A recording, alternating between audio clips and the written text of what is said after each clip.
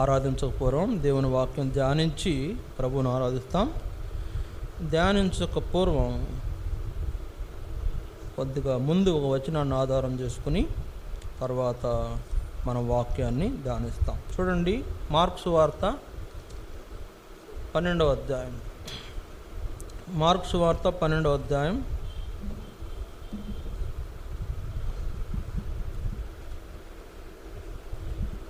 28, 29, 30 వచనాలు చదువుదాం. మార్కు సువార్త 12వ అధ్యాయం 28, 29, 30 వచనాలు మనం చదువుకుంటాం. పేజీ నెంబర్ 43 క్రొత్త నిబంధనలో మార్కు సువార్త 28, 29, 30. మీ బైబిళ్ళు తీసి చూడండి. మీకు వచ్చినా రాపోయినా మీ బైబిల్ ఓపెన్ చేసి చూడండి. బైబిల్ తీయాలి.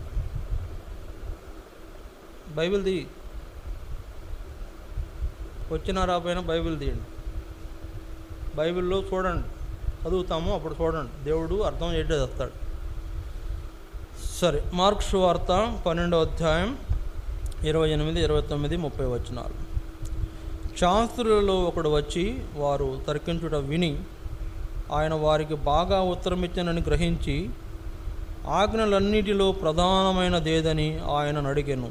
అందుకు యేసు, ప్రధానమైనది ఏదనగా, ఓ ఇశ్రాయేలు వినుము, మన దేవుడైన ప్రభువు అద్వితీయ ప్రభువు.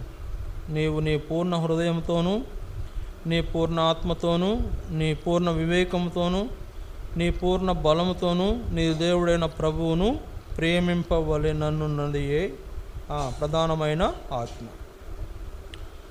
ఇక్కడ వ్రాయబడిన మాటల ద్వారా మరి ప్రభు మనతో మాట్లాడినట్లు, మరి ప్రధానమైన ఆజ్ఞ ఏంటంటే, నీ దేవుడైన ప్రభువుని నీవు పూర్ణ హృదయంతో, పూర్ణ ఆత్మతో, పూర్ణ వివేకంతో, పూర్ణ బలంతో ప్రేమింపవలెను, అంటే సేవింపవలెను అని వచనం.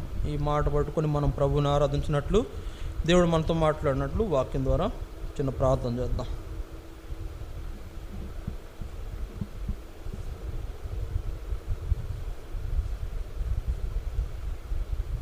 ప్రేమగల పరలోక తండ్రి, పరిశుద్ధుడు అయిన దేవాన్ని స్తోత్రాలు.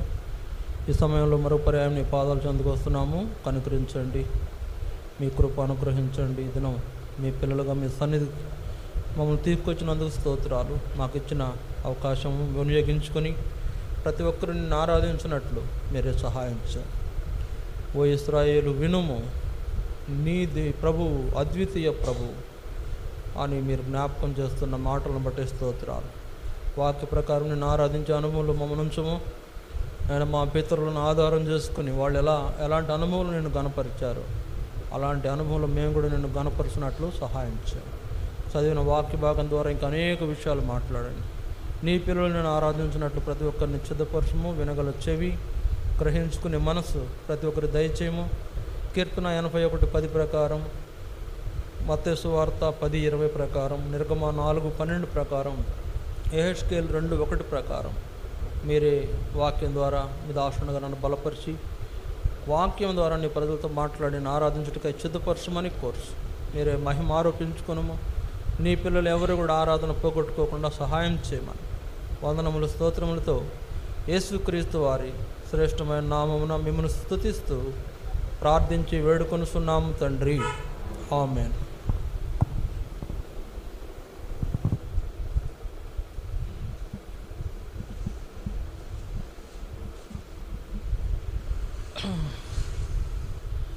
చదవబడిన వాక్య భాగం ద్వారా మనం దేవుణ్ణి ఆరాధించడానికి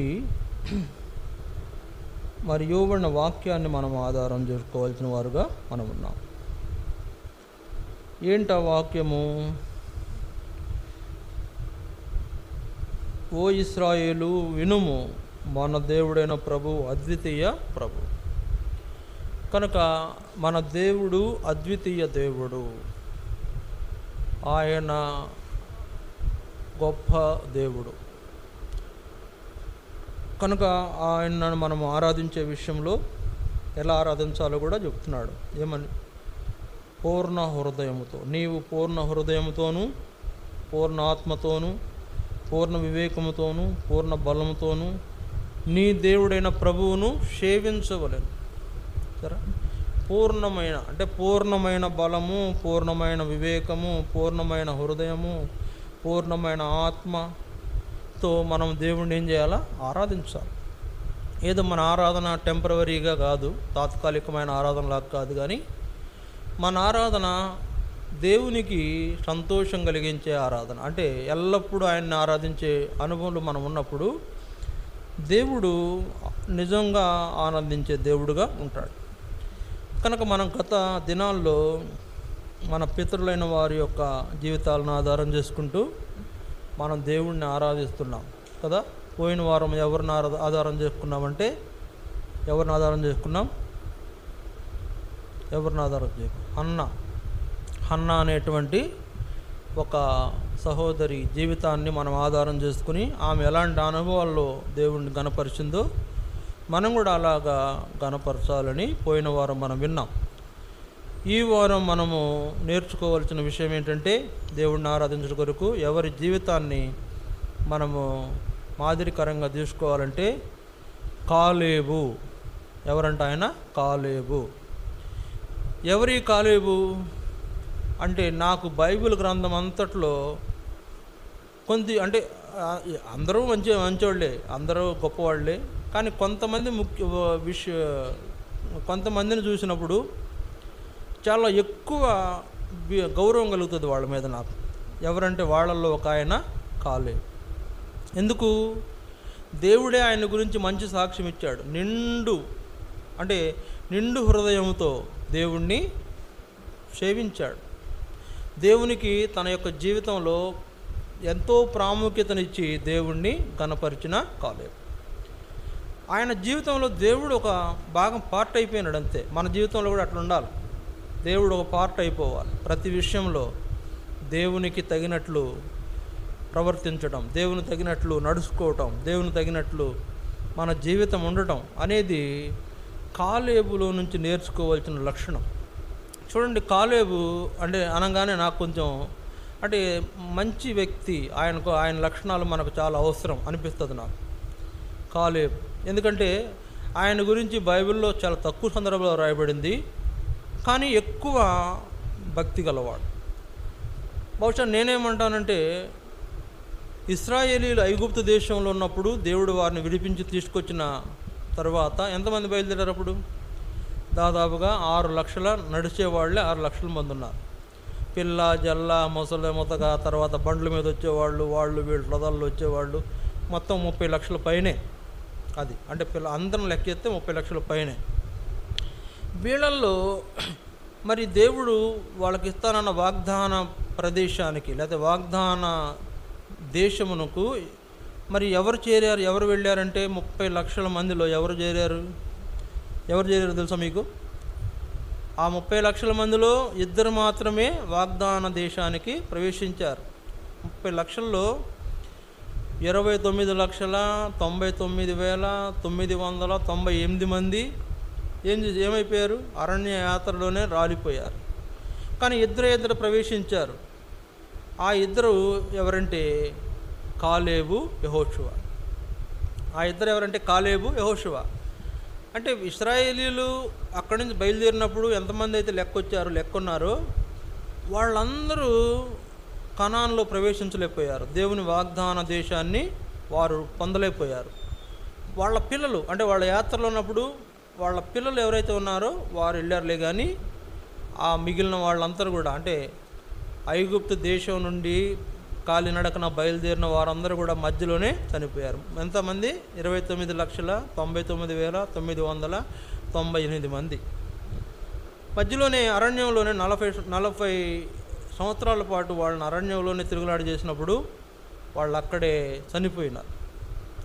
సగటున బహుశా లెక్క చూసుకుంటే ఎంతోమంది చనిపోయారని చెప్తారు. గంటకు 4 అట్లా చనిపోయారంట. గంటకు 4 చొప్పున చనిపోయినారు సుమారుగా. ఇలాగా అక్కడే వాళ్ళందరూ రాలిపోయేటట్టు చేసి అక్కడే వాడు చనిపోయేటట్టు చేసి వాళ్ళ పిల్లలైన వారిని తీసుకుని దేవుడు కనానుకు వెళ్ళినప్పుడు వాళ్ళను నడిపించిన వాళ్ళల్లో ఎవరయ్యా అంటే కాలేబు, యెహోషువ.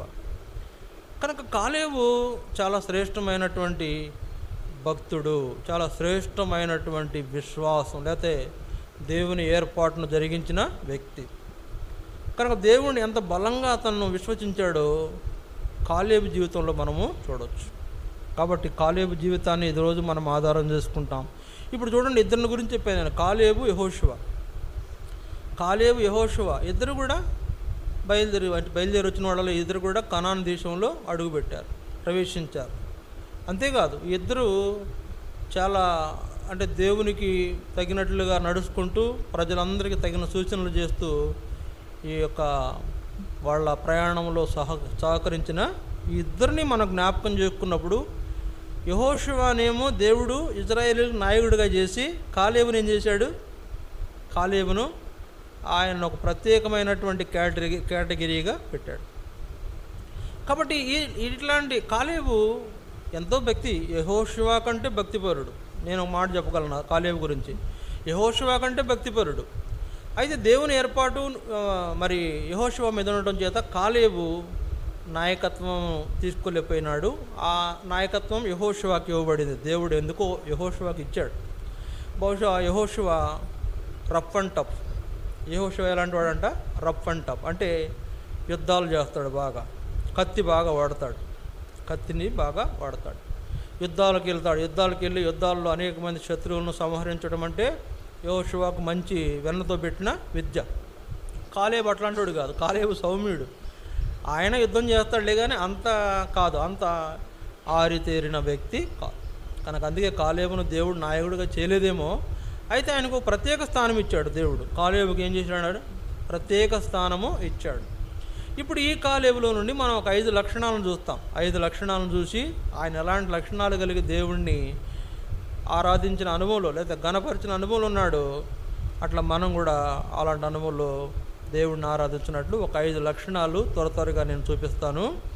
చూడండి, దేవుని వాక్యంలో సంఖ్యాకాండం 5 లక్షణాలను మనం చూస్తాం. కాలేబులో 5 లక్షణాలు. సంఖ్యాకాండం 14వ అధ్యాయం, సంఖ్యాకాండం 14వ అధ్యాయం 6, 8 వచనాలు. సంఖ్యాకాండం 14వ అధ్యాయము 6, 7, 8 వచనాలు చదువుతాం.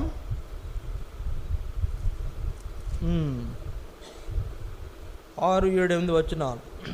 అప్పుడు దేశమును సంచరించి చూచిన వారిలో నుండిన నూను కుమారుడగు యెహోషువయు యెఫున్నె కుమారుడగు కాలేబును బట్టలు చింపుకొని ఇశ్రాయేలీల సర్వ సమాజముతో, మేము సంచరించి చూసిన దేశము మిక్కిలి మంచి దేశము, యెహోవా మనయందు ఆనందించిన ఎడల ఆ దేశంలో మనలను చేర్చి మనకిచ్చును, అది పాలు తేనెలు ప్రవహించు దేశము. ఇక్కడ ఒక మాట మనకు జ్ఞాపకం చేయబడతా ఉంది. ఏంటంట? యెహోషువ యెఫున్నె కుమారుడకు కాలేబు బట్టలు చింపుకుని ఏం చేసినారు? ఇశ్రాయేలీల సర్వ సమాజముతో చెప్తున్నారు, మేము సంచరించి చూసిన దేశము మిక్కిలి మంచి దేశము, యెహోవా మనయందు ఆనందించిన ఎడల ఆ దేశంలో మనలను చేర్చి దానిని మనకిచ్చును అని అక్కడ మాట్లాడుతున్నాడు. ఇక్కడ కాలేబును మనం జ్ఞాపకం చేసుకోవాలి.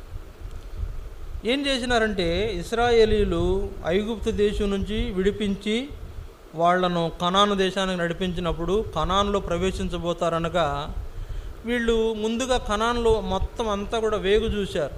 అక్కడ ఎలాంటి వాతావరణం ఉంది, అక్కడ ఎలాంటి ప్రజలు ఉన్నారు, అక్కడ ఎలాంటి ఆహారం దొరుకుతుంది, అక్కడ ఎలాంటి జీవన విధానం ఉంటుంది, నీళ్లు ఉన్నాయా లేవా, మరి పండ్లు మరి కూరగాయలు ఉన్నాయా లేవా అని అంటే అక్కడికి చూసి రమ్మని పంపించాడు ఎవరిని? మోషే. ఎవరిని పంపించాడు? యెహోషువను కాలేబును పంపించాడు. పంపిస్తే 12 గోత్రాలకు ఒక్కొక్కరిని చొప్పున 12 మందిని పంపిస్తే అందులో 2 మంచి వార్త తీసుకొచ్చారు. ఏం వార్త? దేవుడు నిశ్చయముగా ఆ దేశము మనకిచ్చును, అది మన యందు యెహోవా మన యందు ఆనందించిన యెడల ఆ దేశంలో మనలను చేర్చి దానిని మనకిచ్చును అని చెప్పింది ఎవరంట? యెహోషువ, కాలేబు. మిగిలిన 10 మంది చెప్పలా. వాళ్ళు ఏమంటున్నారు? అమ్మో అక్కడ మాకు చాలా ఇబ్బంది ఉంది, అక్కడ వాళ్ళు ఎలా ఉన్నారంటే ఎలా ఉన్నారు? నెఫీలు ఉన్నారంట అక్కడ, అక్కడ 13వ అధ్యాయంలో ఉంటాయి ఆ మాటలు. మా దృష్టికి మేము మిడతల వలె ఉంటుంది, వారి దృష్టికి అట్టే ఉంటుంది. వాళ్ళేమో మాకంటే ఎత్తైన వాళ్ళు, అజానుభావులు. అసలు ఇశ్రాయేలీలే చాలా ఎత్తైన వాళ్ళు. ఇశ్రాయేలీలే ఒక్కొక్కడు 6-6.5 అడుగులు పొడుగుంటారు. ఇశ్రాయేల్ అంటేనే హైట్ అయిన మంచి బలమైన వ్యక్తులు ఇశ్రాయేలీలు. అట్లాంటి వీళ్ళే అంటున్నారు వాళ్ళు మాకంటే బలమైన వాళ్ళని, మాకంటే ఎత్తుకున్నారు, మాకంటే అమ్మ వాళ్ళకి మేము ఎలా ఉంటాం మిడతల్లాగా ఉన్నాము అంటే వాళ్ళు ఎంత ఎత్తున్నారు, వాళ్ళు చాలా బలవంతులు. అలాంటి బలవంతులు ఉన్నారయ్యా అక్కడ. కనుక అక్కడికి వెళ్తే మనల్ని చంపేస్తారు, మనం బ్రతకలేమని 10 మంది ఏం చెప్తున్నారు, ప్రజలను అక్కడ చేరకుండా వాళ్ళను ఆటంకపరిచే మాటలు చెప్తున్నారు. అంటే మోషే చెప్తున్నారు, మోషే గారు ఇక్కడికి మనం వెళ్ళామంటే, ఆ దేశానికి మనం వెళ్ళామంటే మనం చంపేస్తారు, చాలా పెద్దవాళ్ళు ఉన్నారు అక్కడ, వాళ్ళ దగ్గర మనం తట్టుకోలేము, మనం మిడతల్లాగా ఉన్నాం వాళ్ళ దృష్టిలో అని మరి ఒక సమాచారం చెప్తున్నారు. కానీ యెహోషువ కాలేబు ఏం చెప్తున్నారు, వీళ్ళు అలా చెప్తున్నప్పుడు, ఆ భయపడే మాటలు చెప్తున్నప్పుడు ఏమంటున్నారు అక్కడ ఆ 13వ అధ్యాయంలో 32వ వచనం పైన అంటారు చూడండి. మరియు వారు తాము సంచరించి చూసిన దేశమును గూర్చి ఇశ్రాయేలీయులతో చెడ్డ సమాచారం చెప్పి, మేము సంచరించి చూసిన దేశము తన నివాసులను భక్షించు దేశము, దానిలో మాకు కనబడిన జనులందరూ ఉన్నత దేహులు, కనుక వాళ్ళ దృష్టికి మేము మిడతల వలె ఉన్నాం, అందుకనే మనం పోలేం అని భయపెట్టే సమాచారం, చెడ్డ సమాచారం చెప్తున్నారు 10 మంది. కానీ ఇద్దరు మంచి సమాచారం చెప్పారు. ఎవరు వాళ్ళు? యెహోషువ, కాలేబు. ఇద్దరు మంచి సమాచారం ఏం చెప్పారు, ఒకవేళ యెహోవా మన యందు ఆనందించిన యెడల ఆ దేశంలో మనలను చేర్చి దానిని మనకు ఇచ్చును. ఇక్కడ మనం ఏం చూస్తున్నాం కాలేబులు అంటే, కాలేబు యెహోషువల్లో, ముఖ్యంగా కాలేబులో ఏం చూస్తున్నాము, మంచి విశ్వాసము గలవాడు. కాలేబు ఎవరంట? మంచి విశ్వాసము గలవాడు. కనుక ఎంత విశ్వాసము కాలేబులో ఉండటాన్ని మనం చూసిన ఆ అనుభవం ఏం జ్ఞాపకం చేస్తుందంటే, అతను దేవుణ్ణి నమ్మాడు. కాలేబు ఏంటంట, దేవుణ్ణి నమ్మాడు. ఏమంటున్నాడు, యెహోవా మన యందు ఆనందించినాడు, ఆయన మన యందు సంతోషిస్తే ఆయన మనకు ఇవ్వాలని ఆయనకు అనిపించింది కాబట్టి మన విషయంలో ఆయన గనక ఆనందించిన యెడల దాన్ని అక్కడ మనల్ని చేరుస్తాడు, దానిని మనకు ఇస్తాడు అని నమ్మకంగా గట్టిగా నొక్కి చెప్పిన వాళ్ళే యెహోషువ, కాలేబు. కానీ ఇప్పుడు మనం ఏం చూస్తున్నామంటే కాలేబులో మంచి విశ్వాసం గలవాడు. ఈ మంచి విశ్వాసము అనే అనుభవమే దేవుణ్ణి కనపరిచేవాడుగా మనకు కాలేబును చూపిస్తూ ఉంది.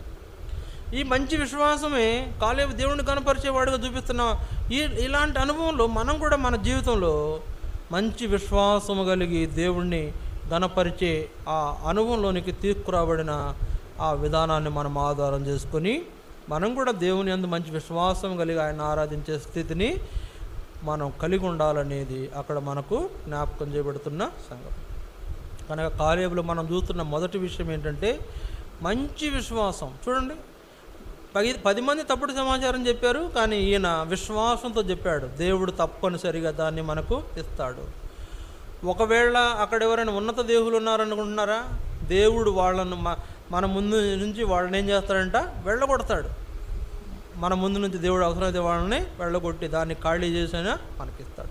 వాళ్ళు ఏమంటున్నారు, ఆ దేశం మంచిది కాదు. వీళ్ళేమంటున్నారు, ఆ దేశము పాలు తేనెలు ప్రవహించే దేశం, అది పాలు తేనెలు ప్రవహించే దేశం అంట, సమృద్ధి గల దేశం, ఎప్పుడు ఆహారం ఉంటుంది, ఎప్పుడు ఏ విధమైనటువంటి ఆ యొక్క కరువు లేదు, కాటకాలు లేవు.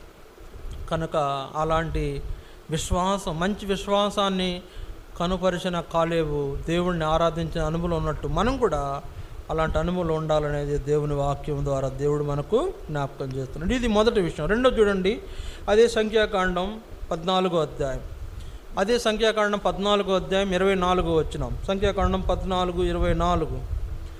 నా సేవకుడైన కాలేబు మంచి మనస్సు కలిగి పూర్ణ మనస్సుతో నన్ను అనుసరించిన హేతువు చేత అతడు పోయిన దేశములో అతని ప్రవేశపెట్టెదను. ఇక్కడ మనకు రెండవదిగా జ్ఞాపకం చేయబడింది ఏంటంటే, నా సేవకుడైన కాలేబు మంచి మనస్సు కలిగిన వాడు. మంచి మనస్సు కలిగిన వాడు. చూడండి, ఇలాంటి అనుభవము మనకు ఉండాలి. అంటే దేవుణ్ణి ఆరాధించేటువంటి అనుభవం ఉన్న వారికి ఇలాంటి మంచి అనుభవం ఉండాలి. ఏంటంటే మంచి మనస్సు. దేవుడు ఏం చెప్తున్నాడు, నా సేవకుడైన కాలేబు మంచి మనసు గలవాడు. ఎవరి గురించి చెప్తున్నాడండి? కాలేబు గురించి దేవుడు చెప్తున్నాడు. మంచి మనసు గలవాడు, మంచి విశ్వాసం ఉంది, ఇప్పుడు మంచి మనసు గలవాడు. మంచి మనసు కలిగి ఏం చేస్తున్నాడంట? పూర్ణ మనసుతో ఏం చేస్తున్నాడు? ఆ దేవుణ్ణి అనుసరిస్తున్నాడు, వెంబడిస్తున్నాడు. అందుకని ఏమంటున్నాడు దేవుడు? ఆ హేతువు చేతనే అతడు పోయిన దేశంలో అతన్ని ప్రవేశపెట్టేదాను. కాలేబును నేను కనానులో ప్రవేశపెడతాను. ఇక్కడ యెహోషువ లేడు, కాలేబును. అదే 14వ అధ్యాయంలో యెహోషువ కాలేబుల గురించి మాట్లాడిన వాక్య భాగము 24వ వచనం వచ్చేసరికి కాలేబుల గురించి ప్రత్యేకంగా మాట్లాడుతుంది. కాలేబు మంచి మనసు గలవాడు. అందుకే ఇలా చెప్పా కదా, యెహోషువకి ఏమో కత్తి కటారులు బాగా వాడతాం తెలుసు, కాలేబుగా ఏం తెలియదు. అంటే కొట్లాడగలడు కానీ ఆయన ఒకవేళ అంత ఆరుతేరినవాడు కాదు. ఎందుకంటే యెహోషువ గ్రంథంలో అక్కడ ఒక సందర్భం జరిగింది. ఏం జరిగిందంటే యెహోషువ ఒక ప్రాంతంలో ప్రజలను ఓడించొస్తే వాళ్లకు నా కూతురునిచ్చి పెళ్లి చేస్తానని కూడా ఆఫర్ చేస్తాడు అక్కడ. అంటే ఈయన యుద్ధానికి పోయే పరిస్థితి లేదని దాన్ని బట్టి నాకు అర్థమైంది. ఈయన యుద్ధానికి పోయే పరిస్థితి లేదు, కానీ ఆయన ఏం చేస్తున్నాడు? ఎవరైనా ఆ ప్రాంతాన్ని జయించి వస్తే నా కూతురునిచ్చి పెళ్లి చేస్తానని ఆఫర్ ఇచ్చాడంటే ఆయన అంత యుద్ధంలో కత్తి తిప్పగలిగిన వాడు కాదు బహుశా. అందువల్ల మంచి మనసు, దేవుడే సాక్ష్యం ఇచ్చాడు, మంచి మనసు కలిగిన కాలేబు మంచి మనసుతో దేవుడిని ఆరాధిస్తాడు. మనం ఆరాధిస్తామా? మంచి మనసు ఉందా మనకు? దేవుణ్ణి ఆరాధించాలంటే మనకు మంచి మనసు ఉండాలి. దేవుణ్ణి ఆరాధించాలంటే మంచి మనసు, ఆ మంచి మనసు కలిగి దేవుణ్ణి ఆరాధించేటువంటి అనుభవంలో కాలేబు ఉన్నట్లు మనం కూడా ఉండాలి అనే దేవుడు. ఆయన మంచి మనసు గలవాడని దేవుడు చెప్తున్నాడు అంటే కాలేబులో మంచితనాన్ని దేవుడు ఏం చెప్తున్నాడు? చూశాడు. కాలేబులో మంచితనాన్ని చూశాడు, చెప్తున్నాడు. కాలేబు మంచి మనసు గలవాడు, అతన్నే నేను కానాన్లో ప్రవేశపెడతాను, అతనిని కానాన్లో ప్రవేశపెడతాను. కాబట్టి ఈ మంచి మనసు కలిగిన ఈ యొక్క కాలేబు ఎలా అయితే ఆ దేవుని చేత అలాంటి పేరు పొంది దేవుణ్ణి ఆరాధించే అనుభవం ఉన్నాడు, గణపరిచిన అనుభవం ఉన్నాడు, మనం కూడా అలాగ మంచి మనసుతో దేవుణ్ణి ఆరాధించాలి అనేది జ్ఞాపకం చేయబడుతుంది. ఇది రెండవది. మూడవది చూడండి, దేవుని వాక్యంలో యెహోషువ 14వ అధ్యాయం, యెహోషువ 14వ అధ్యాయం దయచేసి చూడండి. యెహోషువ 14వ అధ్యాయం 13వ వచనం. యెహోషువ 14:13. యెహోషువ 14:13. యెఫున్నె కుమారుడైన కాలేబు ఇశ్రాయేలీల దేవుడైన యెహోవాను నిండు మనసుతో అనుసరించువాడు గనుక యెహోషువ అతన్ని దీవించి అతనికి హెబ్రోనును స్వాస్థ్యముగా ఇచ్చెను. మూడోది మనం చూస్తున్నాం, కాలేబుకి ఏం మనసు ఉందంట? నిండు మనసుతో యెహోవాను అనుసరించువాడు. కాలేబు నిండు మనసుతో యెహోషువను అనుసరు. అంటే నిండు మనసు అంటే ఇక ఆయన హృదయం అంతా కూడా దేవుడే. నీ హృదయంలో దేవుడు ఉంటున్నాడా? మన హృదయంలో కూడా దేవుడు ఉండాలి. మన హృదయంలో కూడా నిండు మనసుతో, అంటే నిండు హృదయంలో దేవుణ్ణి మనం నింపుకొని దేవుణ్ణి ఆరాధించేటువంటి అనుభవం మనం కలిగి ఉండాలి. యెహోషువ కూడా అలాగే నిండు మనసుతో యెహోవాను అనుసరించువాడు కనుక ఏం చేస్తున్నాడు? యెహోషువ అతన్ని దీవించి అతనికి హెబ్రోనును స్వాస్థ్యముగా ఇచ్చాడు. అంటే కనాను ప్రదేశంలో దేవుడు ఇస్తానన్న వాగ్దాన భూమిలో పార్ట్లుగా పంచిపెట్టినప్పుడు ఇతనికి ఏమి ఇచ్చినాడంట? హెబ్రోను ఇచ్చినాడు. హెబ్రోను అంటే హెబ్రోన్ అంటే అర్థం ఏంటి? హెబ్రోన్ అంటే అర్థం ఏంటి? సహవాసము. హెబ్రోన్ అంటే అర్థం ఏంటంట? సహవాసము. కనుక హెబ్రోను అనేటువంటి ప్రాంతంలో దేవుడు అద్భుతమైన కార్యాలు చేశాడు. కనుక నేను ఎందుకు చెప్తున్నానంటే ఆ ప్రాంతాన్ని కాలేబుకి ఇచ్చిన ఉద్దేశం ఏంటంటే అట్లాంటి గొప్ప గొప్ప కార్యాలు చేయబడిన ప్రాంతంలో అతని నివాసం ఉన్నట్లు దేవుడు అతనికి ఆ ప్రాంతం ఇచ్చిన దీవించబడిన అనుభవంలో కాలేబు ఉన్నాడు. నిండు మనసుతో యెహోవాను అనుసరిస్తువాడు. దేవుడు చెప్తున్నాడు. ఎవరు ఈ మాట అంటున్నారంట? ఇది ఎవరు జ్ఞాపకం చేసుకుంటున్నారంటే యెహోషువ జ్ఞాపకం చేసుకుంటున్నాడు. ఏమని చూడండి, మళ్ళీ చదువుతాం. యెఫున్నె కుమారుడైన కాలేబు ఇశ్రాయేలీల దేవుడైన యెహోవాను నిండు మనసుతో అనుసరించువాడు గనుక యెహోషువ అతన్ని దీవించి హెబ్రోను స్వాస్థ్యముగా అతనికి ఇచ్చెను. కనుక నిండు మనసుతో దేవుణ్ణి వెంబడించుట అనేది కూడా నిండు మనసు కలిగి దేవుణ్ణి ఆరాధించటం చూపిస్తా ఉంది. మంచి విశ్వాసం గలవాడు, మంచి మనసు గలవాడు, ఇప్పుడు నిండు మనసు గలవాడు, నిండు మనసుతో దేవుణ్ణి నింపుకున్నవాడు. సరే, మనసులో దేవుణ్ణి ఎవరు నింపుకుంటారండి? ఆయన అంటే ప్రేమ గౌరవం ఉన్నవాళ్లే కదా. ఆయన అంటే మరి ఆయన యొక్క గొప్పతనం తెలిసిన వాళ్ళే కదా. మనం కూడా మన దేవుణ్ణి ఏం చేయాలి? మన మనసులో నింపుకోవాలి. నిండు మనసుతో మనం దేవుణ్ణి ఆరాధించే అనుభవంలో ఉండాలనేది ఇక్కడ కాలేబు ద్వారా మనకు జ్ఞాపకం చేయబడుతున్న మూడవ సంగతి. ఇది మూడో. 4 చూడండి, ద్వితీయోపదేశకాండం 1వ అధ్యాయం.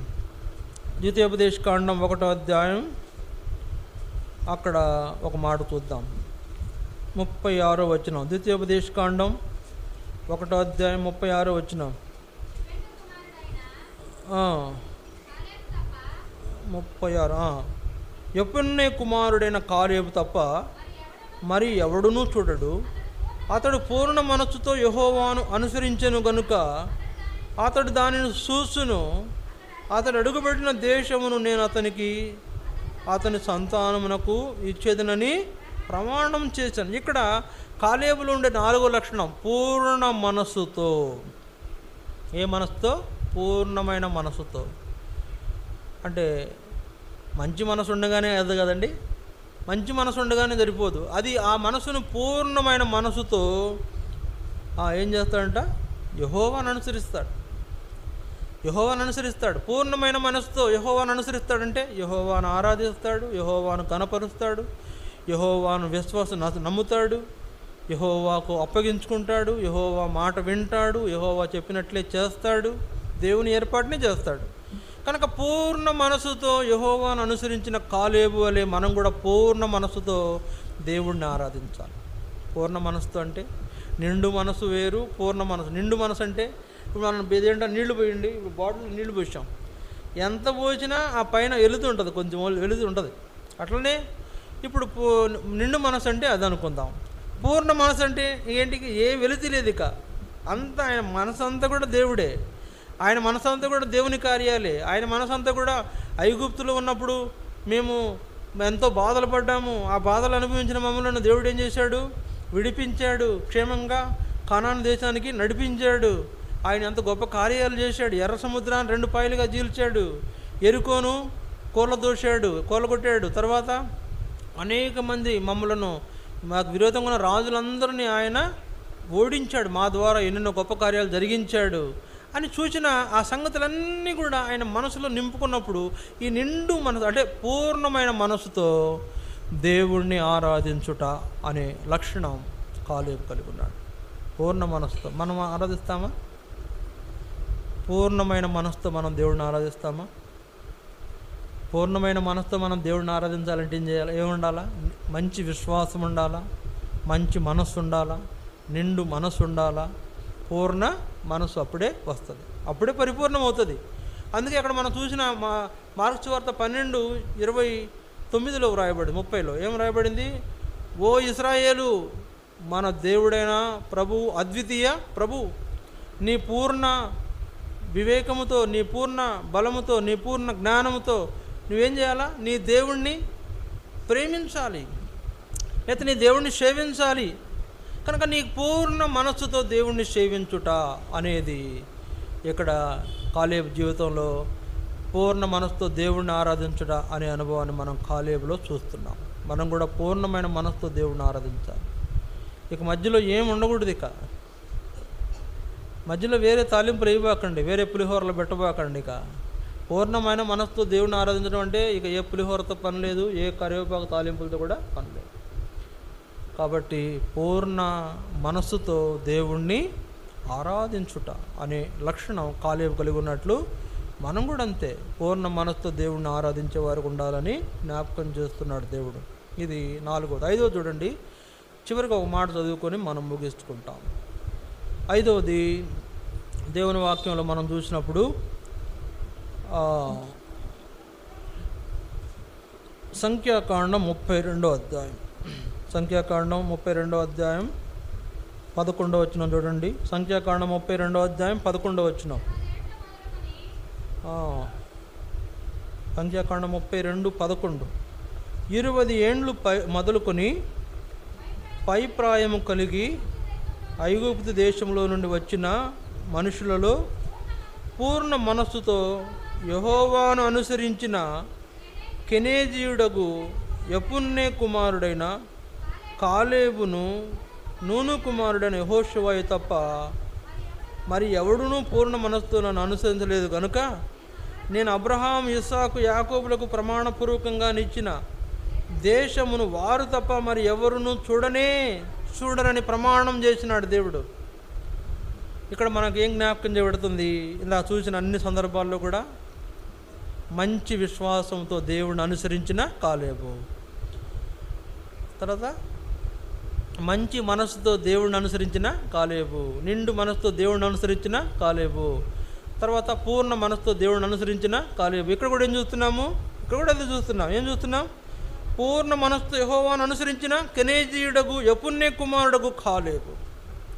కనుక ఇక్కడ నాకేమో అర్థమైందంటే, ఏమి చెప్పాలని చాలా సేపు కూర్చున్నాను, గంట సేపు కూర్చున్నా ఈ సందర్భం కోసం. ఏం చెప్పాలా? ఇంకొక 5 విషయం చెప్పాలి. ఏంటని ఆలోచిస్తే, యెహోవాను అనుసరించిన మంచి అనుసరుడు, దేవునికి మంచి అనుసరుడు మనం ఉండగలమా?